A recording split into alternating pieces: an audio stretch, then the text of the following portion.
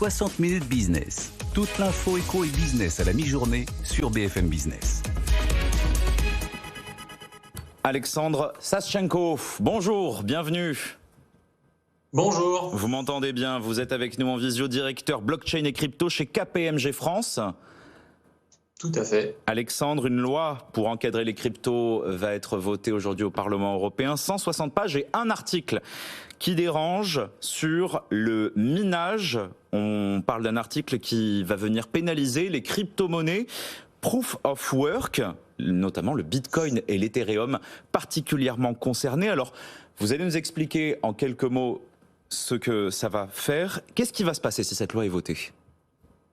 Alors, il n'y a pas qu'un seul article qui dérange, effectivement, mais il y a celui-ci qui est revenu dans le texte de manière un peu subreptice ce vendredi et qui, effectivement, est une interdiction qui ne dit pas vraiment son nom.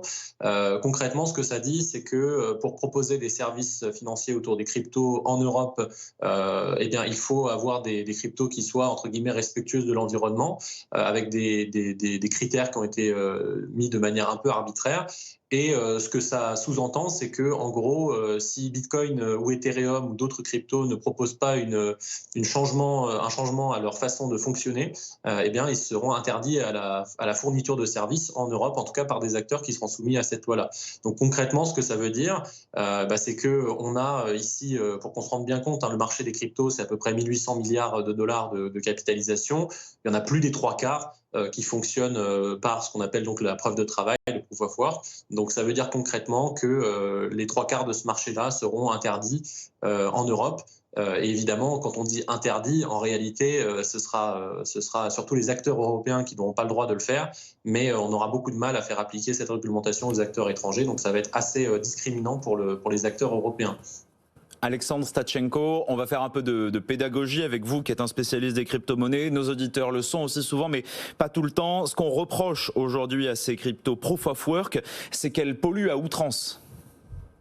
Tout à fait. Ce qu'on reproche aux cryptos en règle générale, ou en tout cas à celles qui suivent cette façon de fonctionner, qu'on appelle la preuve de travail, c'est de consommer, en tout cas d'avoir une empreinte carbone importante, parce que ce qu'il faut comprendre, c'est que pour sécuriser ces cryptos-là, on a besoin de faire tourner des machines qui sécurisent ce protocole informatique, comme n'importe quel protocole. Évidemment, quand on utilise un service bancaire, eh bien, on espère que ce service bancaire est sécurisé et qu'on ne peut pas nous voler notre argent. Et donc, pour sécuriser ce service bancaire, on utilise des serveurs, on utilise du calcul, on utilise de la cryptographie qui consomme de l'énergie. Et donc, on reproche cette chose-là aux crypto-monnaies qui fonctionnent avec cet algorithme de consensus. Ce qui est critiqué par l'écosystème, c'est qu'il y a plusieurs choses. La première, c'est qu'il y a une forme d'hystérie sur un sujet qui concerne en réalité une toute petite partie de la consommation électrique. On parle de un peu moins de 0,2% de la consommation électrique en Europe qui serait donc concernée, enfin la raison pour laquelle on interdirait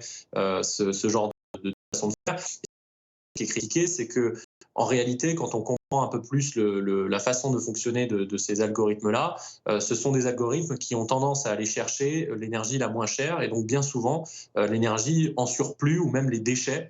On parle par exemple du torchage dans les exploitations pétrolières où on va pouvoir utiliser les déchets pour éviter de relâcher du méthane dans l'atmosphère. On parle beaucoup d'utiliser les surplus du renouvelable pour pouvoir permettre une batterie énergétique à un réseau électrique. Et ça, c'est effectivement des choses sur lesquelles certains acteurs de l'énergie, je pense à la Société nationale d'énergie en Suède, je pense à un gros acteur de l'énergie en Norvège, sont des choses sur lesquelles ils se sont déjà exprimés. Ils ont qualifié Bitcoin de batterie énergétique un peu inespérée, de chaînon manquant aux renouvelables en Europe. Mais ce qu'a fait l'Europe, malheureusement, j'ai l'impression, c'est qu'ils n'ont pas sollicité ces personnes-là quand il a fallu demander l'avis sur l'impact énergétique et environnemental. Ils ont sollicité uniquement les acteurs financiers. Et donc, ça donne une situation un peu cocasse dans laquelle on est allé demander à une oie ce qu'elle pense du foie gras. Et donc, évidemment, le résultat est qu'elle n'en pense pas que du bien.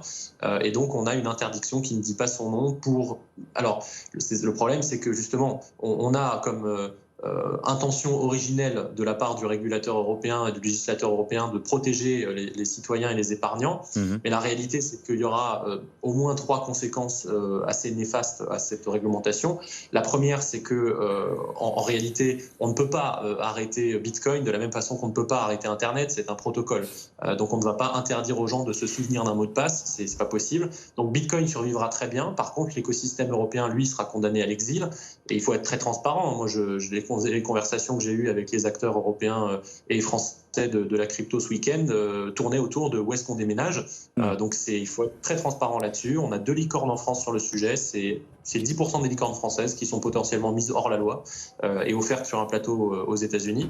La deuxième conséquence, c'est que juste pour nos auditeurs qui nous écoutent, si je suis investisseur, je ne peux plus posséder de crypto après ce projet de loi. On l'a pas spécifié, c'est le projet de loi MiCA d'ailleurs. Est-ce qu'on va geler en fait mes actifs? On va venir prendre dans mon wallet pour se saisir de mes crypto-monnaies? Qu'est-ce qui va se passer?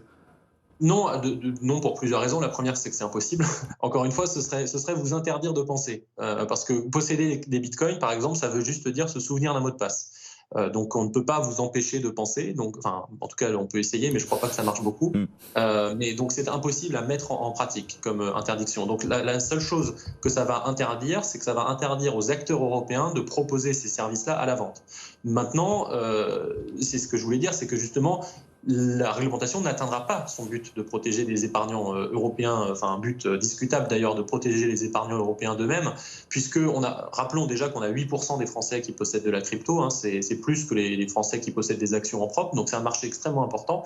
Ces 8% de Français, ils ne vont pas arrêter d'acheter des cryptos, ils vont tout simplement se fournir chez d'autres, ils vont en acheter chez les étrangers, dans de l'offre grise, dans de l'offre illégale, et donc la seule conséquence de cette réglementation de ce point de vue-là, ce sera de tuer l'offre française et européenne pour favoriser l'offre étrangère et l'offre grise. Et donc ça sera au détriment de la sécurité des Européens qui seront bien plus exposés à des arnaques et à des prestataires beaucoup moins fiables. Donc du point de vue de l'Europe, c'est comme actuellement avec la loi Pacte en France, c'est-à-dire qu'il est interdit techniquement, c'est déjà le cas en France, hein, il est interdit de fournir des services crypto si on n'a pas l'aval de l'autorité des marchés financiers. Mais le résultat qu'on a constaté, c'est que la majorité des Français, ils n'ont pas arrêté d'acheter, c'est simplement qu'ils se fournissent à l'étranger chez les acteurs qui n'ont pourtant pas l'aval de l'AMF. Donc merci. Et juste pour conclure, Alexandre Stachenko, vous en prie.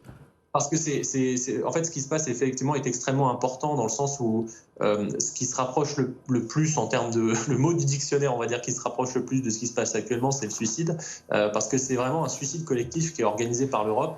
Et le problème étant que c'est au détriment de la souveraineté, de la compétitivité, et même le plus triste dans l'histoire, c'est que c'est au détriment aussi de l'environnement. Et peut-être un virage technologique que l'Europe va rater. Merci Alexandre Stachenko, directeur blockchain et crypto chez KPMG France, d'être venu dans 60 Minutes Business. Merci.